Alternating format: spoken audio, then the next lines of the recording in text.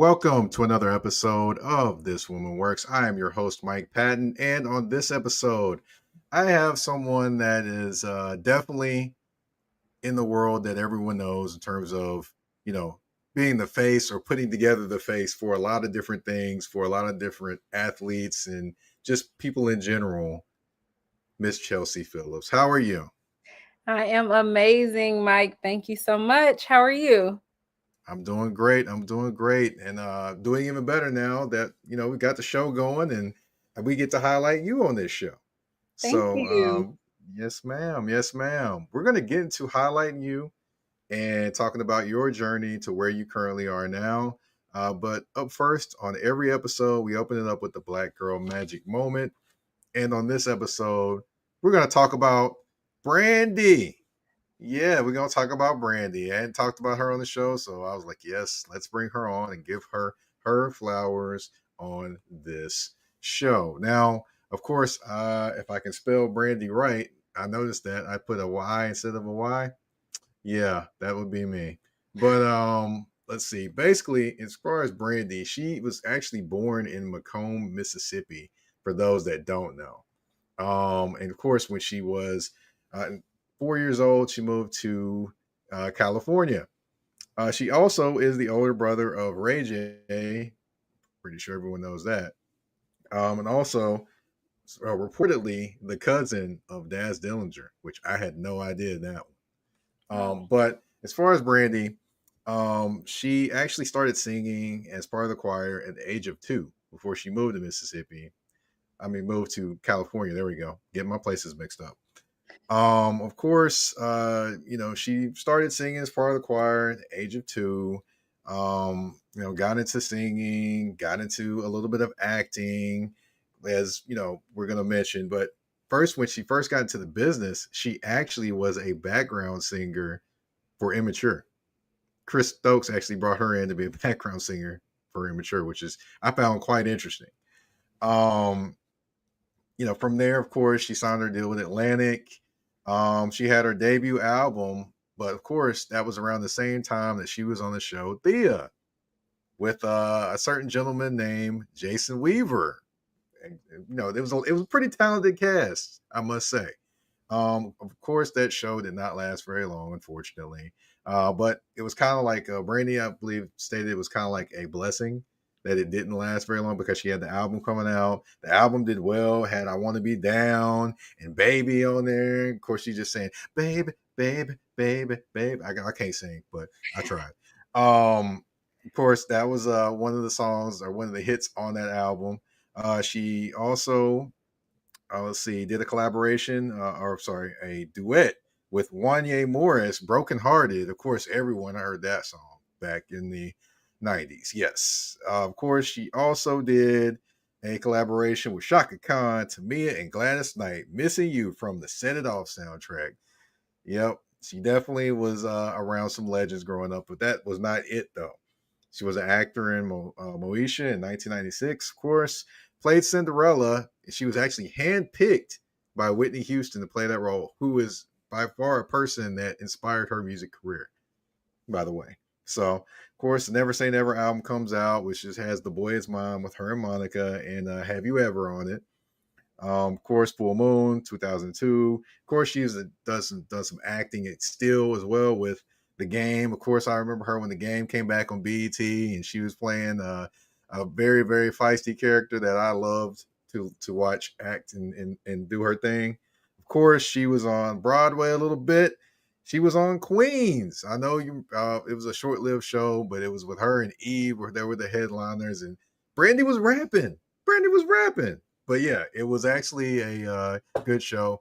Just I said all that to say, I mean, she's had a very good career, a lot of music, a lot of acting, a lot of versatility, and that's why she is the Black Girl Magic Moment of this episode, Miss Brandy. All right, now, do you have anything you want to add, Chelsea? I love Brandy. That's all. She deserves her flowers. I mean, as you were naming things off, I was like, wow, yes, she did that. And I was like, yeah, she did that too.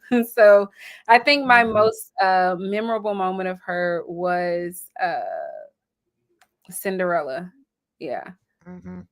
Yeah. Yeah, I mean, I had no idea. I didn't know that Whitney Houston produced it. One, Yeah. second, I didn't. Whitney Houston handpicked her for Yeah. this role, so Yeah. I when that happened, she had to be fangirling very, very hard Yeah. because that's a person that helped make her career in terms of inspired her to be a singer Right. as well. So, but yeah, Brandy Norwood is what the government call her. She is the black girl magic moment on this episode, but we do have to move on to some more black girl magic with it, which is Miss Chelsea Phillips. Now, of course, everyone does not know your story, but after this episode, hopefully they will know your story more. But to get to know your story, we have to go all the way back to where it all began, and that's young Chelsea. Now, where did you grow up? So I grew up in Conyers, Georgia. So for people who are not familiar with the Georgia area, that's about 30 minutes outside the city of Atlanta. Mhm. Grew up there with my three sisters, Jessica Ray, who now is getting her PhD at the University of London. My Wow. next to the oldest sister, Sarah Ashley Campbell, who is married with a almost 1-year-old. Her son will be 1 on Sunday. She and her Mhm. husband are almost newlyweds. It's been almost 2 years for them now. And then my youngest sister, Mackenzie, I'm very careful not to call her the baby anymore. She is a grown woman with a husband and a baby on the way. So she is going to be a mother as well. But way back in the day, it was the 6 of us, my parents and the 4 of us girls, all girls, holding down the fort, growing up as young girls do. The biggest age gap is 9 years from Jessica to Mackenzie. And so, I always am just so thankful for my childhood. I know a lot of times people are like, oh, I had a rough childhood. I have this childhood trauma that I'm healing from. My parents did a very phenomenal job of making sure that we felt loved, that we felt, seen, that our voices were heard, that we were exposed to the arts. We were, in ballet, we were in sports, we learned how to play instruments. I mean, I am just so thankful for the childhood that my parents afforded us to live. Sounds like fun times. I'm wondering if dad ever felt alone sometimes, 5 on 1. Man, it was 5 on 1, and God rest his soul. We lost my dad November of 2020, and he was the man of the house. So my dad's best friend OB, he always says that it was the Phillips Fab Five, and then it was my dad, and so he was bald, and they would always say that we were the reason he was bald. But he was a girl dad through and through. And I honestly don't think he would have wanted it any other way. He and my mom as well, they were married for 34 years, together for 37. And, he had special relationships. Both of my parents had very special relationships with all 4 of us as their daughters. And we, are a unit. We move as a unit. And it was because of how our parents raised us growing up. Okay. All right. So, growing up, what was one of the first things that you wanted to be? I wanted to be rich. I wanted to be rich. I did not know what that career looked like, right? But I wanted to be rich when I was growing up. And let me tell you, when I say rich, I don't mean financially. Obviously, that was a component. But I remember my mom used to say, you're rich in love, you're rich in spirit, you're rich in friendships, you're rich in relationships. And so I wanted that as an adult. I'm like, okay, whatever this feeling is as a child, like I want to continue this into adulthood. So I never really had I never really had a career that I wanted to be. I was not the one that was like, I want to be a sports publicist. I want to be a business owner. I just knew that I wanted to continue to carry that foundation, whatever that looks like in whatever capacity. And then I also knew whatever my career was growing up, I wanted the time freedom that I saw my parents have. So, Mhm. if you know me from the sports world, you may not know that I'm also licensed in the life insurance industry. So, my parents started our firm back in 1980. And so, by the time they started having kids, they were financially free, right? They were financially stable. They had both retired their parents. My dad retired his mom and put her on his payroll. And my mom retired her parents, bought them a house, and all that stuff. And so I saw the freedom. I didn't know that it came in terms of business ownership, because I saw when I was young, I was like, dang, I want to be able to, one day retire my parents, or I want to be able to be, whenever I have kids, be the one that takes my kids, cupcakes to the classroom on their birthdays. And a lot of people don't see that because they're, bound by the clock, right? So I knew I Mhm. wanted to be rich in love, and I knew I wanted to be free. All Whatever right. that looked like.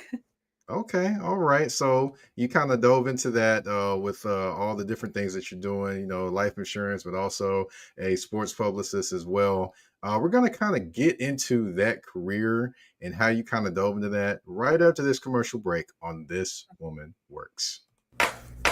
EBO Beard Butter and EBO Beard Wash are two of the best beard grooming products for men worldwide. They help promote growth, keep your beard moisturized and soft, and enhance your overall upkeep of your facial hair. And with the new promo code MPAFC10, you can get 10% off on these products. Just go to www.etsy.com/shop/EBO Beard Butter. Again, that's www.etsy.com/shop/EBO Beard Butter. And again, the promo code MPAFC10. Again, MPAFC10, where you can get 10% off any products except for beard boxes. So treat your beard better today by going to get these the EBO Beard Butter and EBO Beard Wash.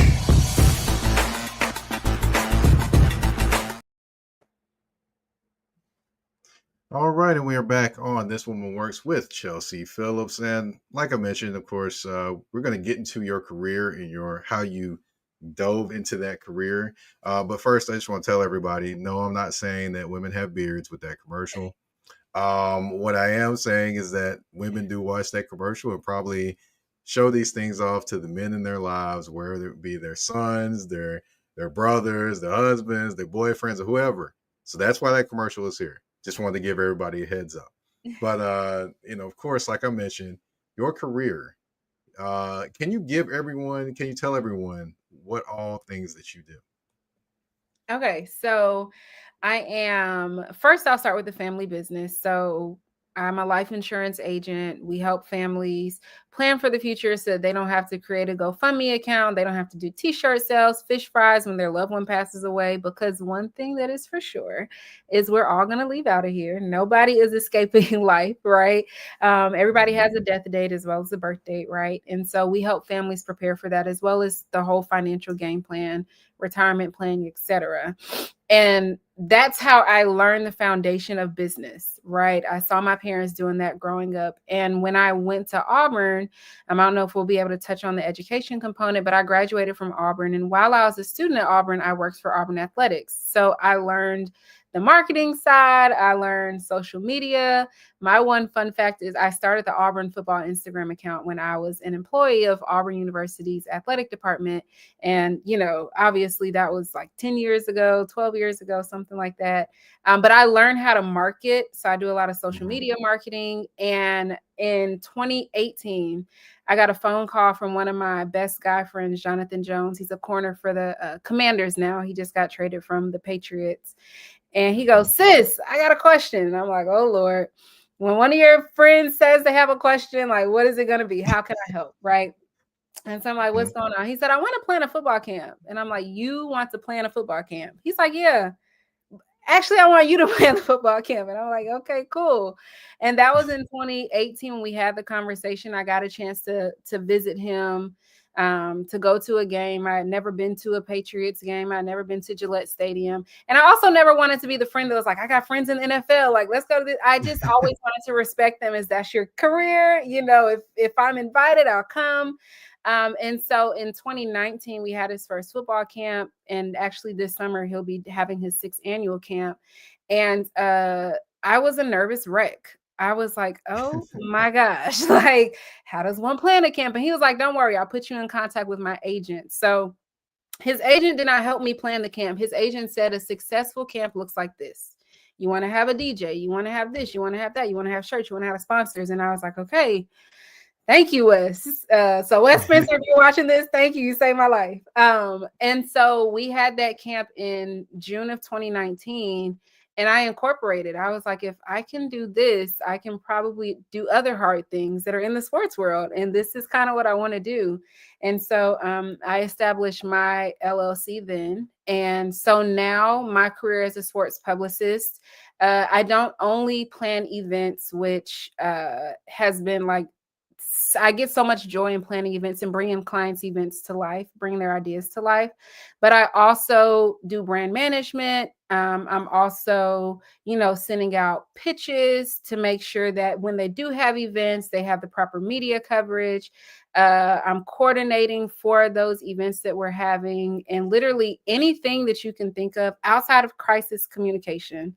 I have not had to do any crisis management PR for any of my clients. Thank you, Lord. They all are amazing human beings, right? And they've not had any crises in the public eye or the private eye. And so I'm just there to help them build their brand in whatever Okay. capacity that looks like. I have some clients that are like, I want to do this. And I'm like, okay, cool. We zigging, let's zig. And I have other clients that are like, I want to do that. And I'm like, if we're zagging, let's zag, right? So I just help them Mhm. bring that idea to life. Nice, nice. So, you mentioned, I believe you mentioned already how you first kind of gained interest in being a publicist, kind of with your friend Jonathan Jones. Mhm. Was that like the first time you really had thought about it or garnered interest or gained any interest in doing those different things, or That was did it the come first previously? time that was the first time that somebody took a bet on me from Hmm. knowing that it was something I was interested in. So how Jonathan and I actually got to that conversation, we both were at Auburn at the same time, and we both used to have like this weird like 25-minute break between our next class. So we would drink coffee on Tuesdays and Thursdays, not every Tuesday and Thursday, but we would just have this break in between. We would sit down and it's a building called Louder in Auburn, and he would go to class after and I would go to class, but we'd sit down and talk. And he would tell me about his dreams of going to the NFL. And I would tell him that, when you make it, I would love to help you build your brand, and I planted that seed. And I always tell people it's important to cast your vision, especially to those friends that you're around, right? Because if I never would have had the conversation with Jonathan, he could have called anybody, right? I mean, you're in the Hmm. NFL, the NFL has networks of people, you have an agency that has networks of people, but he decided to call me. And I planted that seed, but really even before planting that seed, let me rewind all the way back. I was interested in sports when I was in middle and high school because I used to cheer, right? So I cheer Hmm. varsity football, I cheer varsity basketball. Then I was like, okay, cool. Like I kind of understand what they mean when they say first down. I get it. I understand what fourth down is. And so when I had more of an understanding of the game of football and being on the sidelines of basketball games, I'm like, this is kind of cool. And then I went to Auburn and I saw how those athletes were treated like superhumans. And there was a girl, I'm not going to call her name. She's married now, but she told me, I don't know why she told me this freshman year. She says, my mom said the only way I can bring home a black guy is if he's an athlete. And I'm like, well, Ooh. number one, I'm black. Don't know if you know that or not. But number two, Oh like these boy. athletes are more than just, whatever that visual representation you have of athletes is for them to only be good enough as if they're an athlete. Right. And so I was like, I want to Mm. help these athletes tell their stories. I want to help show the humane side of them outside of what they do on Sundays, and Monday night football games. I want to help show what the side of, the relatability is. And so from there, we did Jonathan's first football camp. And then, I gained another client, Trey Flowers, and we started working with his, I helped him build his nonprofit. And then we started having events. And then Trey went on to become the Walter Payton Man of the Year nominee in 2020, which was a defining year for a few reasons. 2020 was COVID. Right. So we had to Mhm. get real creative about what our service looked like in the community of Detroit. He was nominated with the Lions. And then 2020 was also the year I lost my dad. So it was a lot of defining moments. And it was like, okay, Chelsea, the cream rises to the crop, right? Are you going to sit down and lay down? Are you going to continue to help this guy build his brand, right? Are we going to continue to put him out there in the community? We fed 4,000 hospital workers at Henry Ford Health Center. We gave headsets to kids that are in the inner city because now grandma's having to watch 5 kids because mom and dad are having to go to work and they still have to get their school lessons. Like, we got really creative with how we helped these families in these communities that we were part of. Nice, nice. So, um, you know, it sounds like when you again going back to Jonathan Jones, it sounds like when you met him and when you talked to him and when you actually did the first event, it sounded like you knew you wanted to take it seriously at that point. But is that the actual point where you were like, okay, I'm gonna take this seriously, or was there another point down the line where like, okay, cool, yeah, I can do this? Um, I think it was at that point. And my Mhm. parents actually, I just made a LinkedIn post about this today. I talked about how my parents they planted the entrepreneurial seed when we were children, and they continued to water it through our childhood. And so it was not a matter of if, but when I would get the clients. That was a little part I was nervous about. I'm like, wow, there's all these huge agencies, right, that already have Mhm. PR in-house. There's these players that they're signing these multi-million dollar contracts. Who am I for them to trust, right? But then, there was a little birdie that sat on my shoulder and said, well, Chelsea, if you have the gift, there are people that are assigned to your gift, right? And so I kept planting the seeds. I would send out cold messages on social media and let people know, hey, I'm a sports publicist. I would love to help you build your brand beyond the jersey. And I would post, I would do the hashtags. Then during COVID, I really just dove in. I was like, okay, let me find more people who are in the field. Let me follow people off of hashtags. I reached out for mentorship. I was literally all in for my role as a publicist. And now I have over 6 clients that I work with on a regular basis from a wide variety, from, NFL to the Olympics to sports clinicians to general managers. And so it's been a ride. It's been a fun 6 years, I think. We're at 6 years.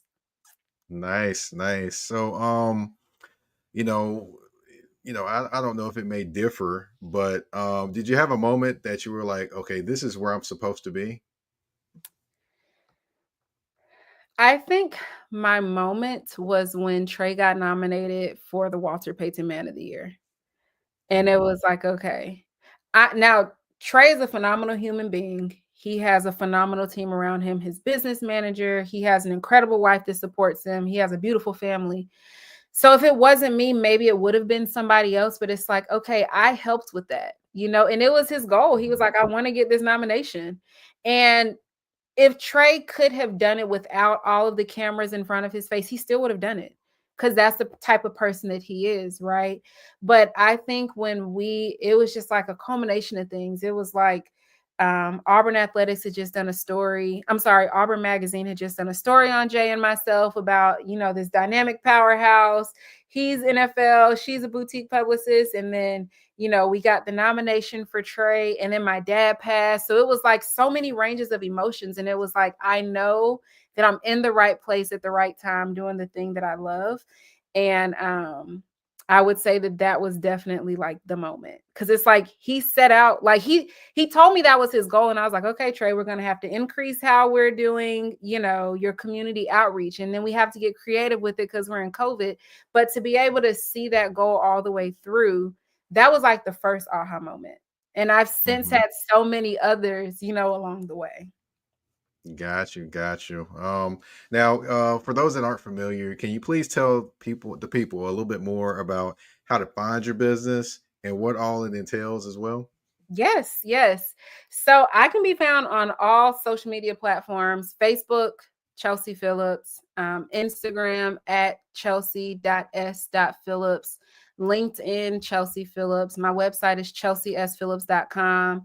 And so, what it looks like as a publicist, I work with pro athletes and sports executives, helping them build their brand beyond the jersey.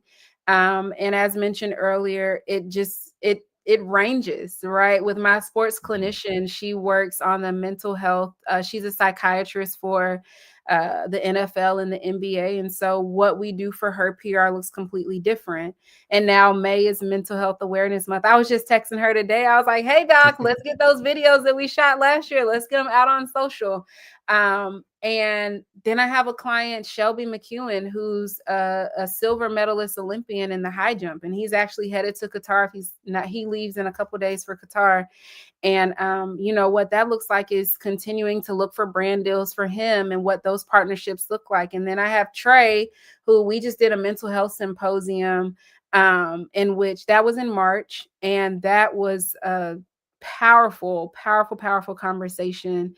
And we had two guys that are former NFL, Sol Cole, Brandon Copeland, and Jeremiah Brown, and they were speakers. And so I'm an advocate for helping these athletes and these sports executives tell their story, and get their story out, you know, and write the press releases to make sure that their community knows this is what this person is doing amongst your community, right? And so that's what it looks like.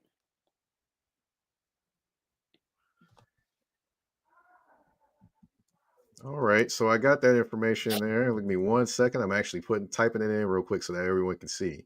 Awesome. Give me 1 second.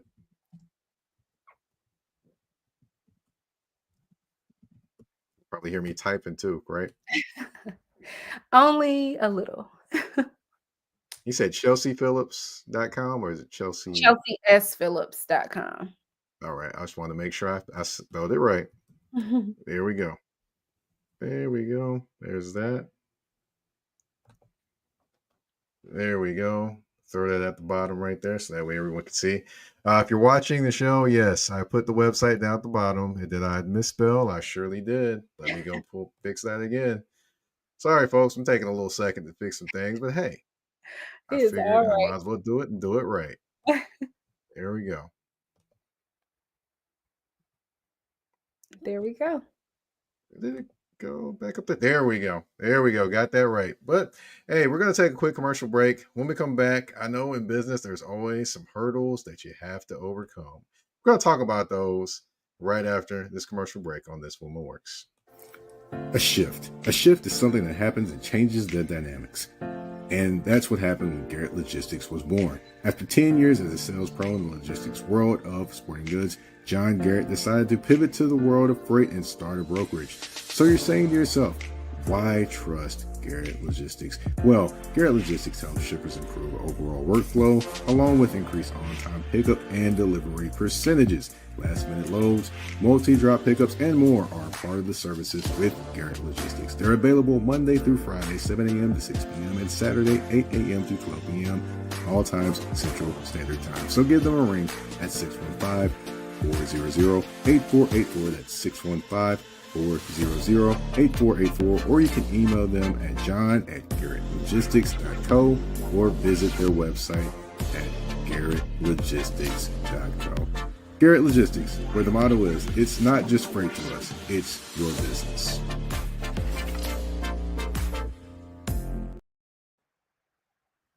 All right, and we are back on This Woman Works with Chelsea Phillips. And like I mentioned before the commercial break, you know, with every bit of business and every bit of success, there's always some hurdles to climb.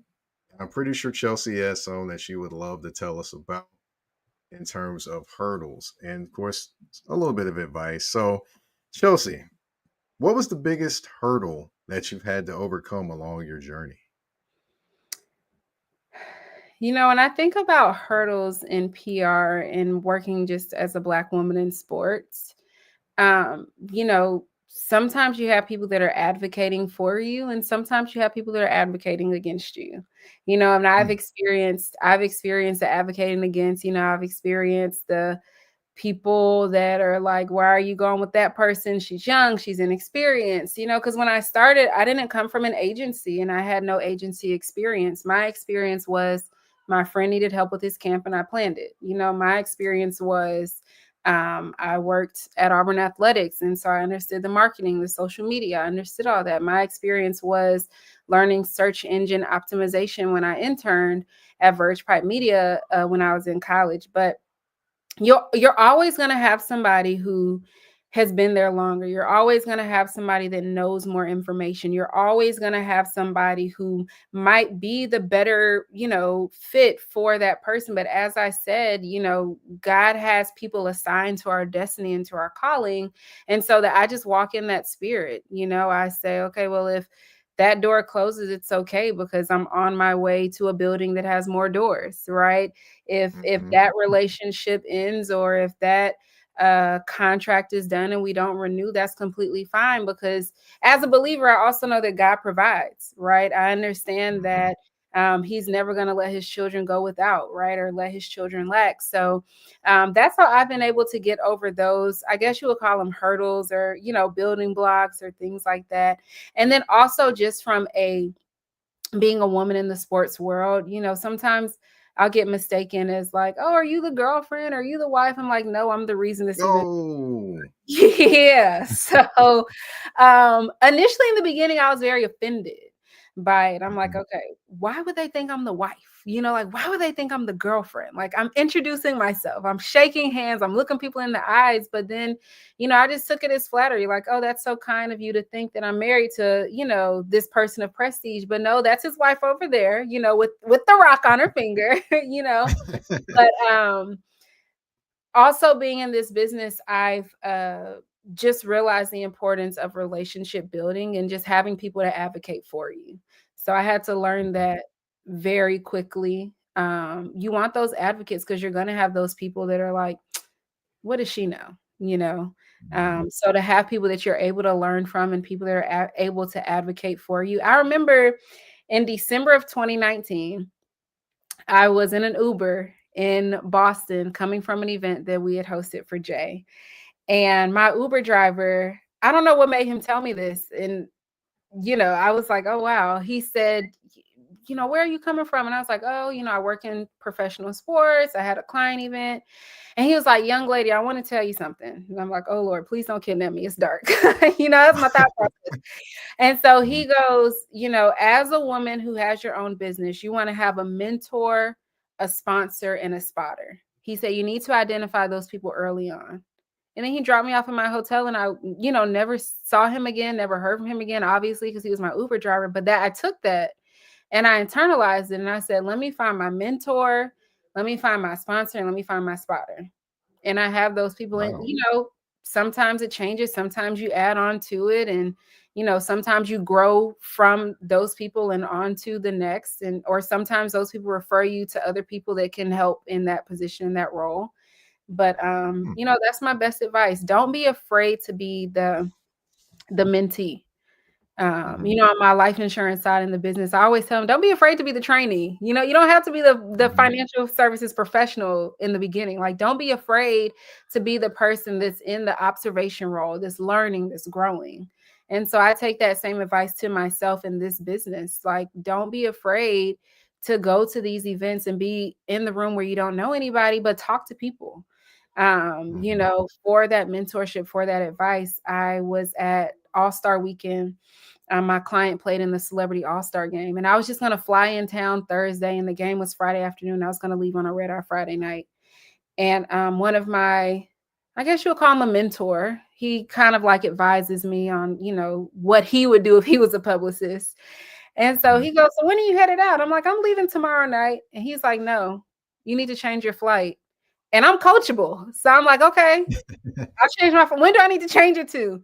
And he said, Chelsea, you're on the West Coast. Like, you came all the way over here for one day. No, you need to change your flight. He said, this event's coming, that event's coming. There's a playmaker brunch on Sunday. You need to be here for that. I said, okay, no problem. I went right in to my app and I changed my flight, listening to his advice. And I stayed all the way through the weekend, and I went to that brunch. And before the brunch, I got to meet the Steph Currys, the Dwayne Wades, literally the Mm-hmm. Giannis, and I was just so appreciative and so thankful for being coachable and listening to his advice. And at that brunch, at the Playmaker brunch on that Sunday, I met a lady who's been a sports publicist for like 20 years. And I was able to, email her and say, hey, do you mind if we set up a call? And from that call, I was able to learn and to grow and to just think about my business in a different way. So never be afraid to be in the room, even if you're in the room by yourself.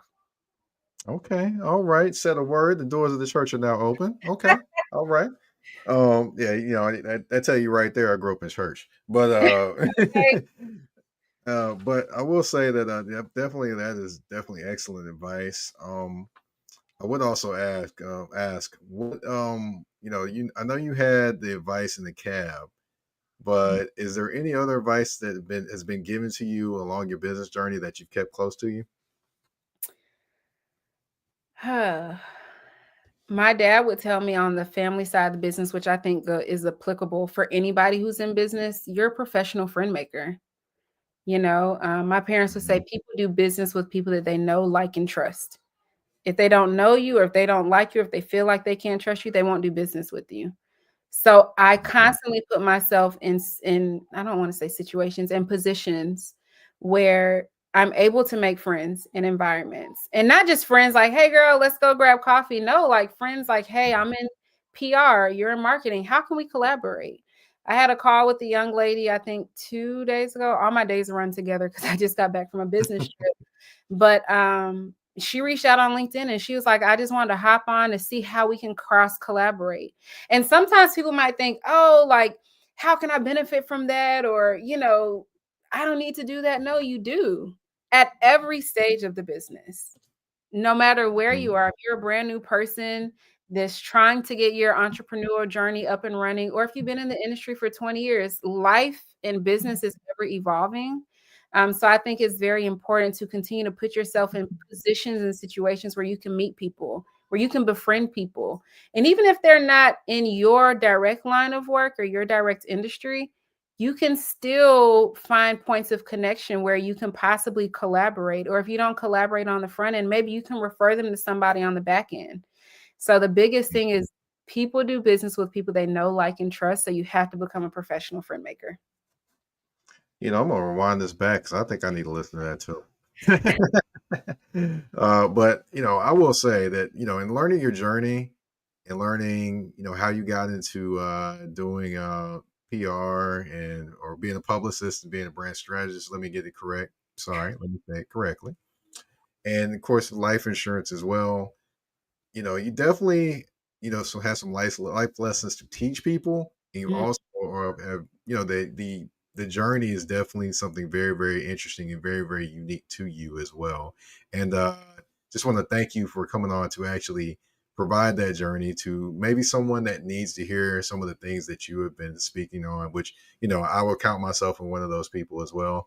But also being an example of a Black woman that is actually, um, you know, going out there, making it happen, and being an example for other young ladies that may want to do what you do. And I just want to thank you for that. Thank you so much. I really appreciate you for even having the conversation with me and allowing me to share my story on your platform. Of course, of course. But of course, we can't leave the show without having a little fun, though. Okay. That's where the speed round comes into play. It's 10 questions, 10 random questions to allow people to get to know you just a little bit more. Okay, Are you let's ready? do it. I'm ready. All right. Okay. Favorite movie? Sinners. Okay. Sinners Yeah, I currently. I can. don't go to the movies, but I went to the movies. I saw the movie a couple weeks ago and I loved it.